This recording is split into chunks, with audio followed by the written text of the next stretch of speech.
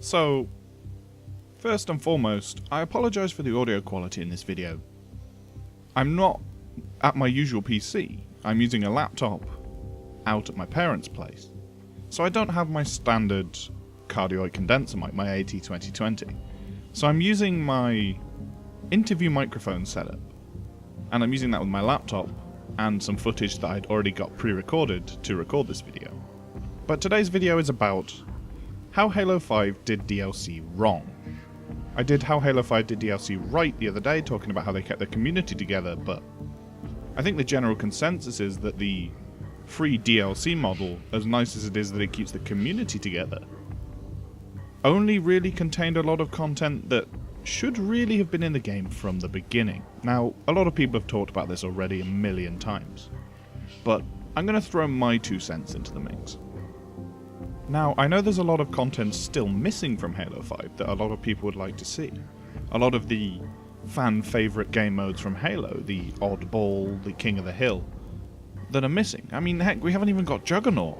I mean, nobody really played Juggernaut, but it was a fun action sack game to play. And there's no action sack in Halo 5. Which is a bit of a shame, because a lot of these less hardcore competitive arena game modes added a lot of charm to Halo 5. And it's a shame to see them missing. But anyway. So, the main thing with Halo 5's DLC is that the development time was a bit long, let's be honest. The game, if we're going to believe late night Halo's leaks, the game was rewritten, at least from a story perspective, late into development, so I can understand why a lot of time and effort as far as development goes would be put into working on bringing that campaign up to some sort of quality standards. And the multiplayer would get a lot less focus. But it's Halo 5's focus on purely competitive multiplayer. In terms of the arena aspect of it, I'm going to leave Warzone out completely because Warzone is its own beast that I will tackle at some point. But as far as non-Warzone multiplayer goes, it's all competitive. There's no way of chilling and having fun. The maps are all designed around competitive play.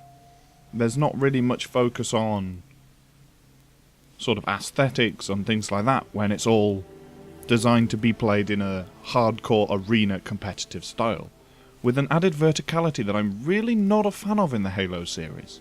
I talked about it before, but the Halo 5 maps seem to have been stretched vertically in order to accommodate ground pound.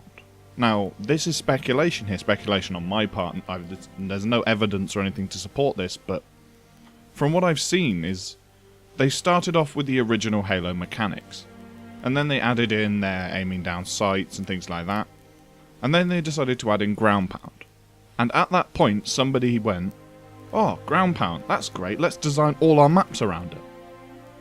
And now all the maps are insanely vertical. I'm not saying it's not a good thing to have some verticality in your maps. I mean, look at things like Spire from Halo Reach, which had an insane amount. And that allowed for a lot of vehicle play, but there was no ground pound or anything like that in the game. So, I guess I'm just saying that I don't like ground pound a lot. And that doesn't really focus on DLC, but a lot of the DLC maps, things like Molten, has a lot of verticality that isn't really needed. There's a lot of stairs down and stairs straight back up again. If you think where the light rifle spawns, that whole lower section doesn't really have a place in the flow of the map. It's mainly a ring with sort of half a ring underneath it that's not really needed. I don't really see that many people running around through mid on Molten, and that seems to just be a lower down, like, vertical area that's not used. It just makes me wonder if they're adding these vertical elements in, especially in the DLC maps, just to support ground pound. Now, while I'm on the topic of DLC maps, the remix system. 343, please, cock-slap the developer who came up with the idea of the remix system. Especially when most of your original maps aren't up to snuff anyway. Maps like Talk. It's a really nice looking map, don't get me wrong. The aesthetic is nice, as far as the whole in-space dealio. But the gameplay on the map, whether that be due to the actual map design or the disgusting dynamic spawn system that Halo 5 seems to love just makes the map really unfun to play. I find myself getting shot in the back more than I do having a meaningful encounter with the enemy team. And if that's not a failure of map design, I don't know what is. So what do? Oh, let's do some DLC. You know what? We'll make another version of the map that's almost identical, but make it snowy and remove some of the moving things so that it works better in a competitive environment. We'll switch some of the weapon spawns and the power-up spawns around, and that'll be about it. I mean, that seems like a complete waste of time, when you could have spent that time either refining the original map, or building a completely new map that fit more into the competitive experience. I mean, some of the Breakout maps that I've played, in fact, just some of the Breakout maps in general, are the most fun maps I've played in Halo 5. There's none of this forced bullcrap verticality. They tend to be on one level or two levels most. It's 3 if you count that one that's like on top of a high-rise building, but that map's not too great.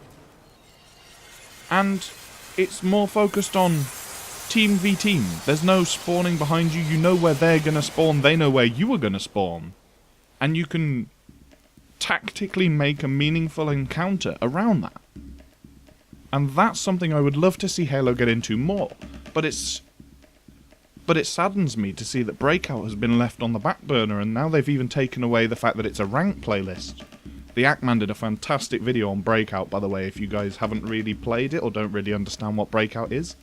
But it is probably my favourite game mode in Halo 5, because it's the game mode where I feel I have the most control. Power weapons aren't too important.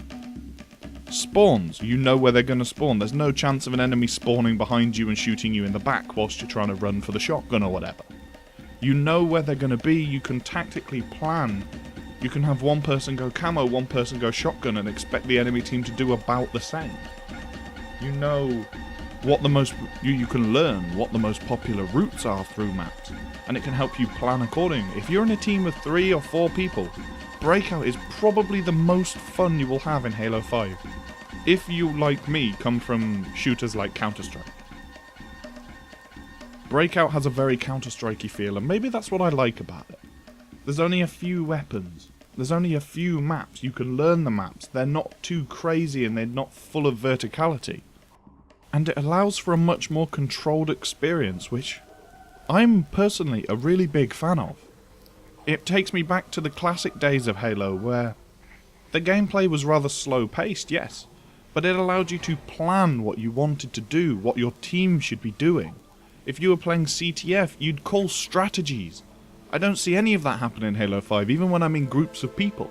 I don't hear people calling strats like 2 people rush mid, 1 person takes a Warthog round for the guy that's in a Ghost to hopefully cap the flag. None of that seems to happen. People just run around, shoot each other, and hopefully cap the flag if they can.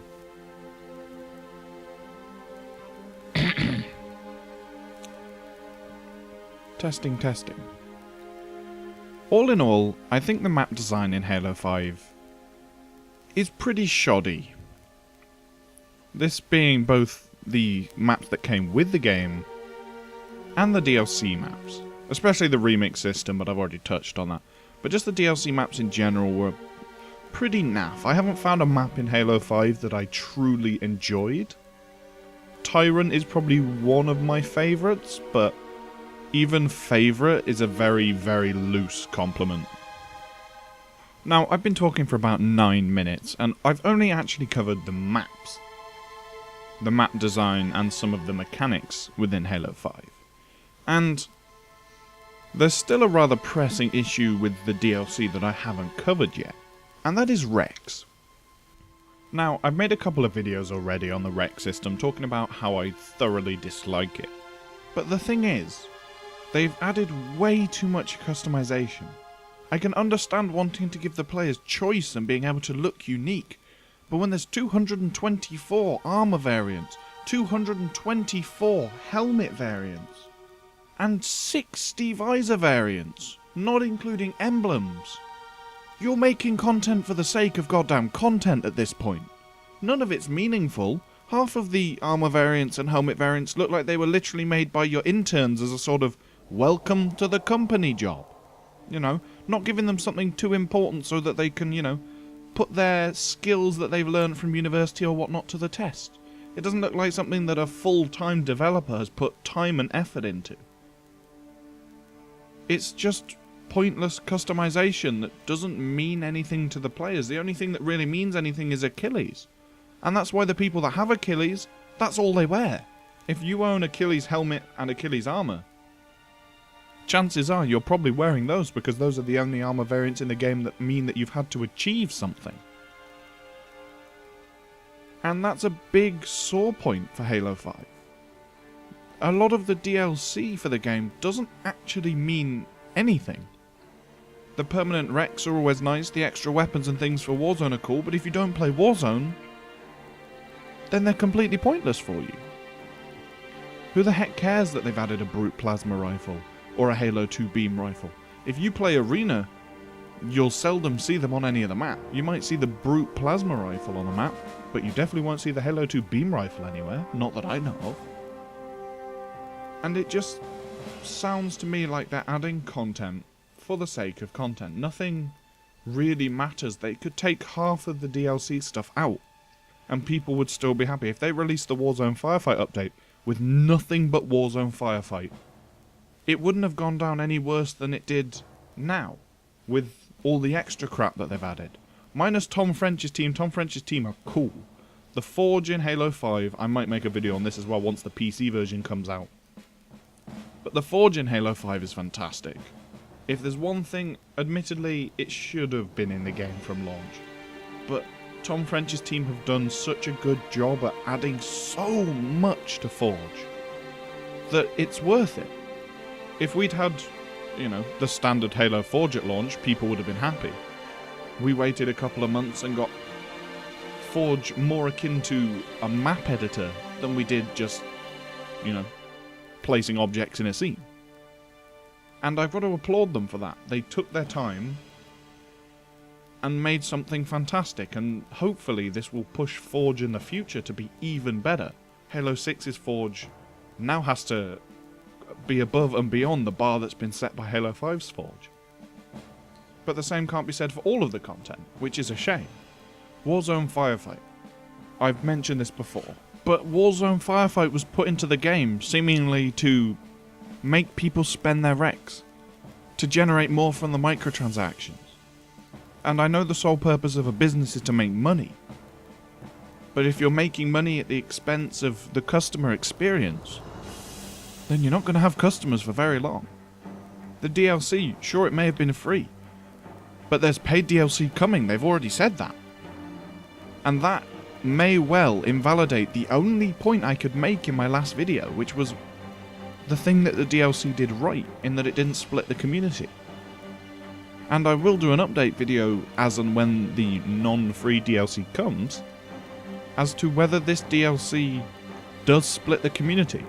And if it does, I can tell you this: I will condemn Halo 5 as a terribly managed game. It's already pretty badly managed. But if they go and build up the player base that they've built, 'cause I mean, at launch Halo 5 was doing terribly, and now it's slowly building up a player base again. If they go and throw that all away in the sake of making some more money, oh boy, Halo as a franchise will not last very long. Thank you very much for watching. My name's been Classy Ham. If you enjoyed this video, don't forget to leave a like or a comment, and remember, stay classy.